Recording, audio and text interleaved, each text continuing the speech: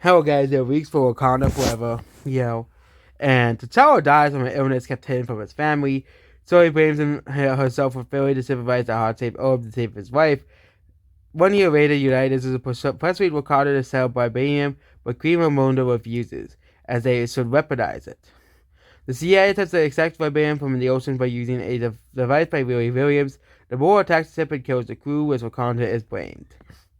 Namor opposes Ramonda and Siri proposes alliance to kill Riri and destroy their enemies, but they refuse.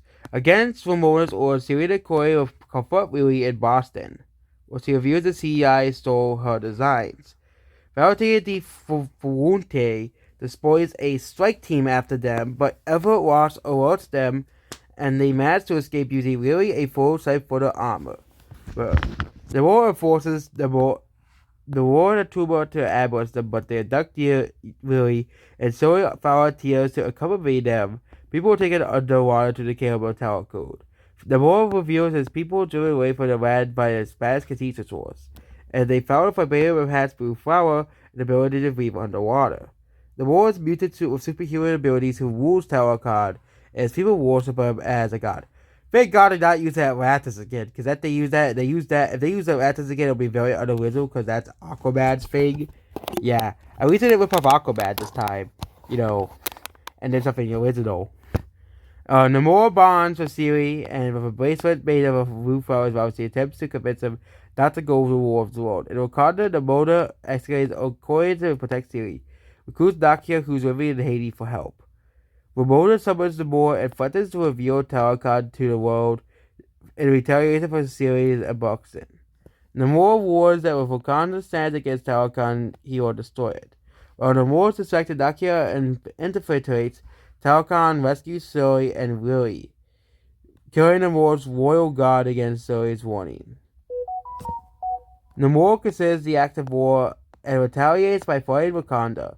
And Ramona sacrifices herself to protect Willie, while M'Baku arrives and rescues survivors of the mountains. To the mountains, basically. So he uses the boot. This sounds like that's a pretty bad movie, but she calls upon Killmonger to exact revenge. So he becomes backpacker and vows to kill Namor despite M'Baku's warnings that will lead to a total war between Wakanda and Talokan. Mayor Valentine presents Ross for leaking information about Wakanda about our plans to create vibranium-based weaponry to the United States. Sully, Riri, Okoye, and Nakia lure Namor to a trap at a Wakandan vessel and trap him in a room with ultraviolet lights that leaves him severely dehydrated and weakened. Sully fights and defeats the bull while Talokan assaults on the vessel and overruns the Wakandan forces. Sully prepares to execute the war while Ramona communicates with her from the astral plane to beg her to show mercy. Sully expels the war and forces him to return to the United States for the Wakanda protecting Talokan's existence from the rest of the surface world. The war and his forces retreat while Willie Williams returns to Boston, and Okoye rescues Ross and Wakanda begins to rebuild after the war. The war, when it concedes of the war between Wakanda and his world are unedible, and they'll strike next and destroy both. Sully appoints M'Baku as the new king of Wakanda and later visit Nakia in Haiti, where they perform some memorial ceremony in the honor of T'Challa and Ramonda. The main credit sees Nakia introduces Siri to her and T'Challa, a son of Siri, who is the reason she is relocated to Haiti. So that is basically about Wakanda Forever. Sounds like a pretty boring movie to me, as well. But yeah.